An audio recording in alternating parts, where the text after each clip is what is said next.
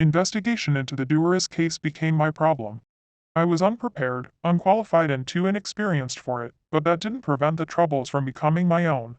I had no choice but to accept the task of discovering the truth. I opened the file and noted that very little was established about the Duaris case. There was a description of the mother and her child, a hospital report on the child's toxicology, a copy of the note from the child's teacher, signed by the school nurse, and an official complaint from the social worker that had looked into the matter. I felt the first moment of creepiness before I made my first move. I picked up the phone on my desk and called the caseworker. After the formalities, I was told why there was an investigation. It is my professional opinion that it is an actual incident of factitious disorder imposed on another. The social worker explained.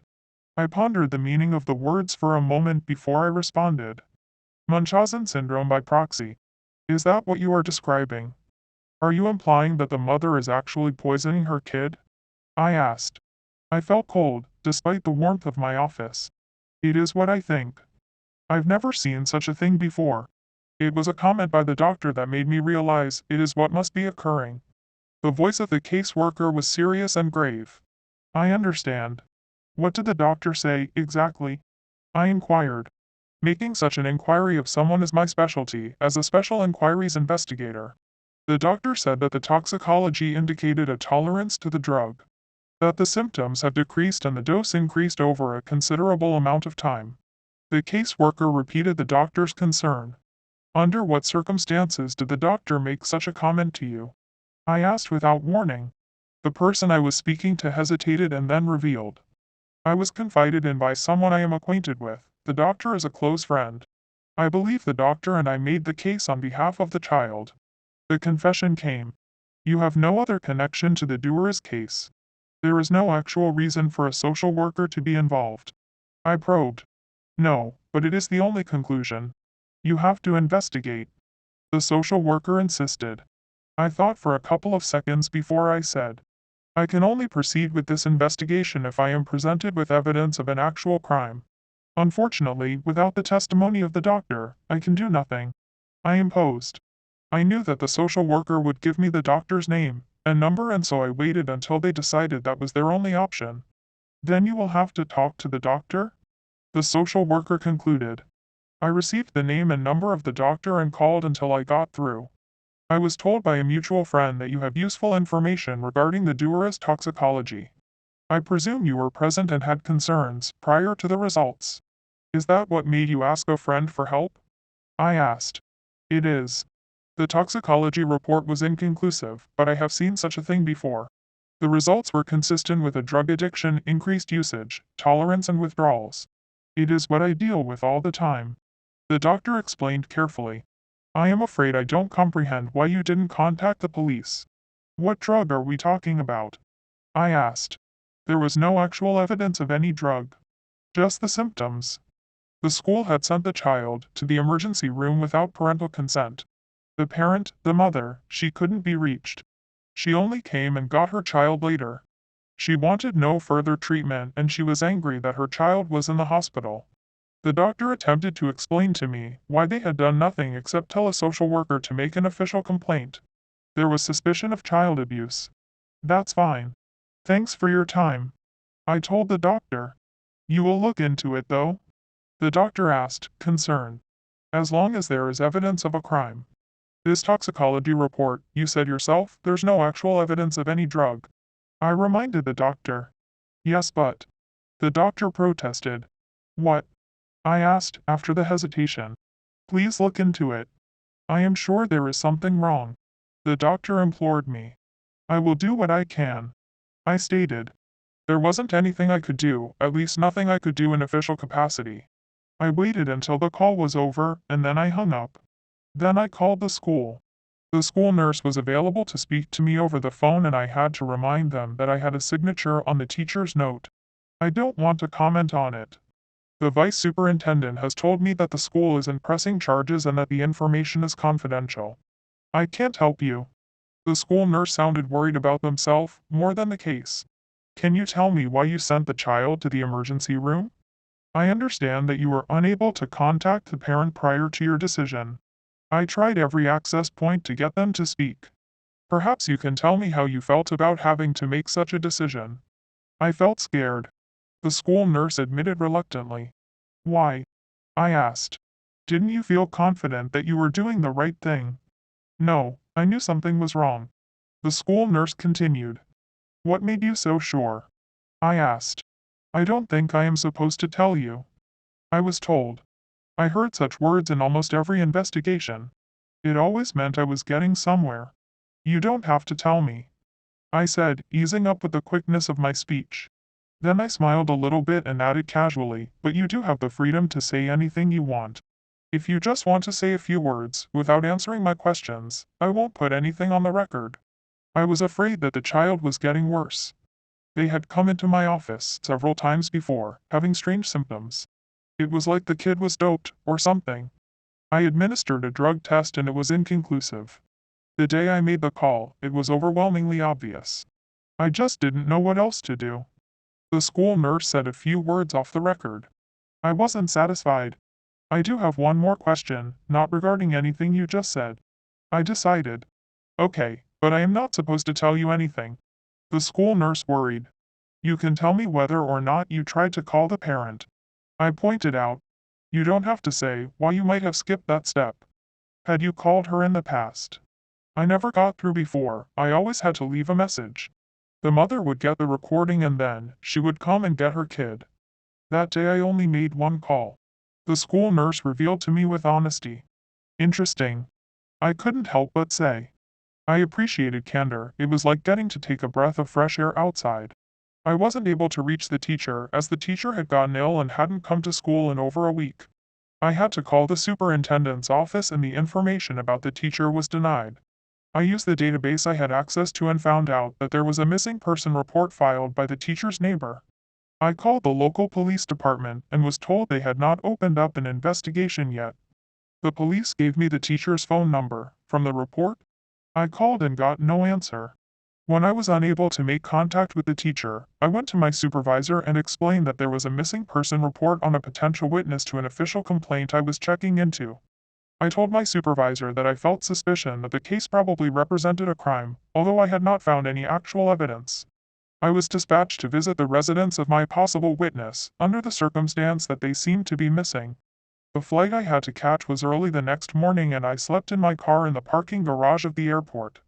When I arrived, I accepted the rental and drove to the home of the school teacher. I got out and looked around. The autumn leaves rustled all around me and there was a strange chill in the air that penetrated my warm clothes and made me shudder in anticipation of finding something unsettling. I had developed an instinct for knowing when I was actually following a criminal's trail. I had never felt my instinct so strongly before that day. I looked around and noticed that the middle of the day had left the neighborhood more vacant than at night. Children were at school, people were at work, running errands or completely off guard. It was the most witching of hours, in broad daylight, except it was dark under hazy gray clouds. The cold air had everyone who was left indoors. Nobody was looking outside, they all had things to occupy them inside their homes. I walked with impunity up to the mailbox and confirmed that the mail was not being collected.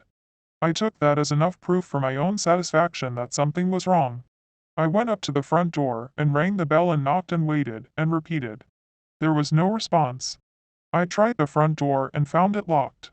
My next step was to walk around the house and examine all the entryways.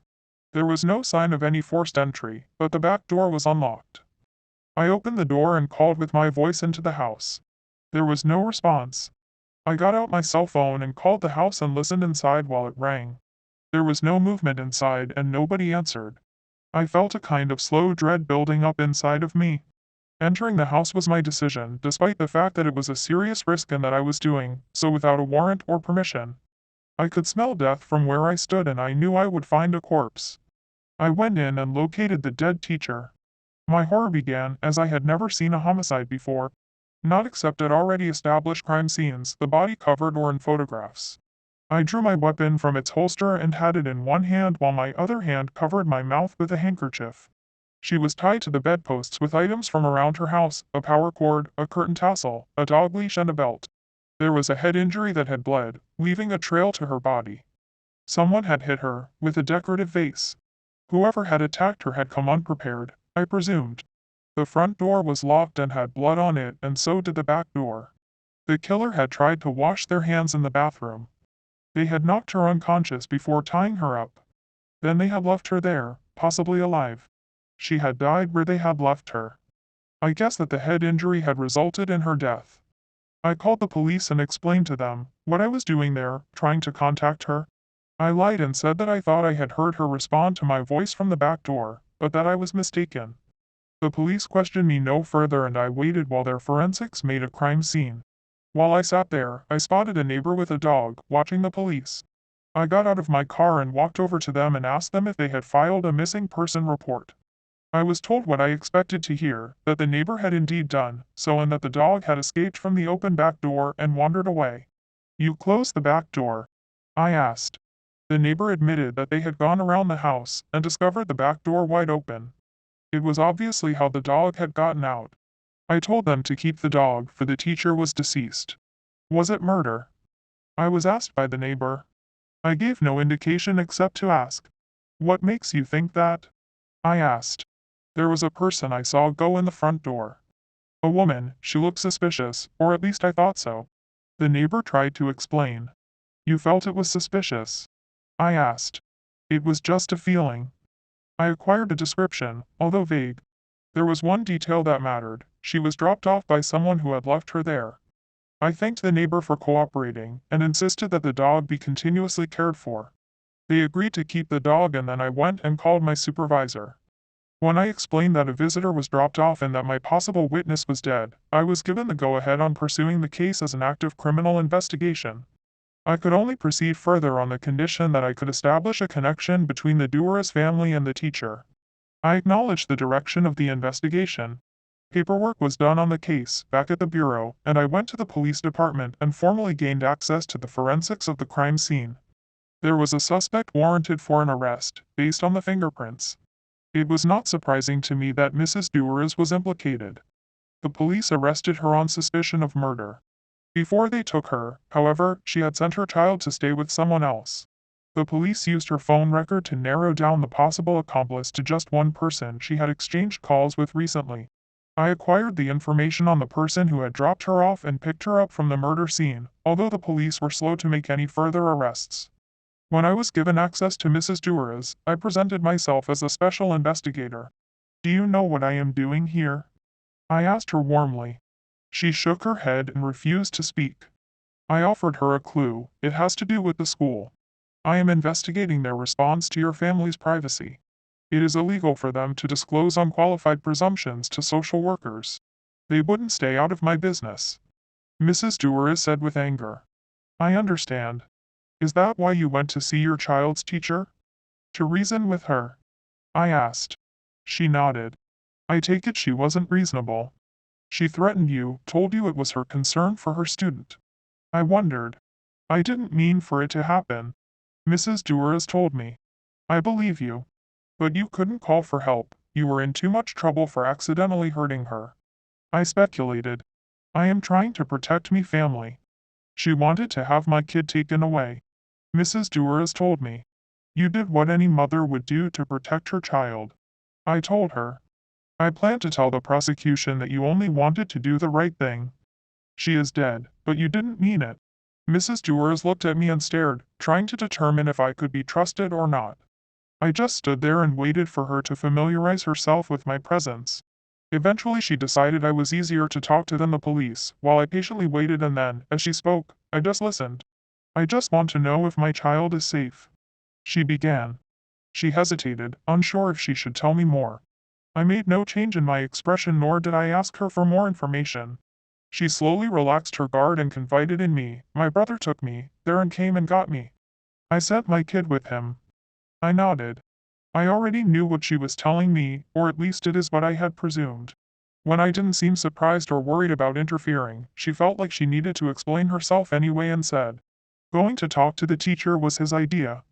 He is really good with our kid, even though he has a problem. It's really not his fault, none of it. Ever since my husband died, he's become the only person I can rely on. I wanted to ask for every kind of clarification. Instead, I just agreed with her by letting her tell me whatever she felt like saying. When someone wanted to explain themselves, it was because they felt like they were being listened to. Mrs. Dewars had a long story to tell, and she would only tell it if she didn't feel like divulging the details would compromise her, the brother, or the kid. I asked with sympathy, "How were you able to get along when your husband died?" "It was hard. He died during a mugging. Someone killed him for his wallet. He never knew about what had happened between me and my brother. At least he never knew that," Mrs. Dewars told me. "You mean your kid was also his?" I asked. She frowned and refused to answer. "It's okay, a paternity test will be done during this investigation. I am just wondering if what happened wasn't your brother's fault." "It was an accident." Mrs. Dewars excused the incident she had in mind. I struggled not to squirm in my chair in the interrogation room. I felt very uncomfortable trying to add the new pieces to the puzzle. "Your husband never knew," I confirmed. "And he was murdered by a stranger." "Yes." Mrs. Dewars agreed. She seemed to believe what she was saying. I nodded. "Is there anything else you want to tell me about your brother?" I asked. Then I added, "If he has some kind of problem, special considerations could be made for him. I think the police will arrest him for his connection to the teacher's death." "He does have a problem," Mrs. Dewars added in his defense. She hesitated to say more, and I just sat while she carefully chose her words. Then she elaborated for me. "He uses a medicine to deal with the nightmares he has always had. It makes him dream while he is awake, sometimes. He doesn't always know what he is doing." "What medicine?" I asked. "The hospital ran tests on your kid and found nothing." "Could your kid have used the medicine?" Mrs. Dewars started crying. She wanted to tell me everything. She felt like I understood her and sympathized with her. "Yes."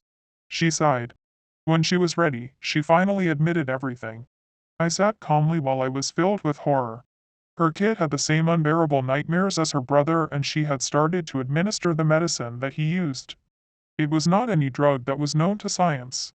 They had a rare flower that had existed in their family for generations.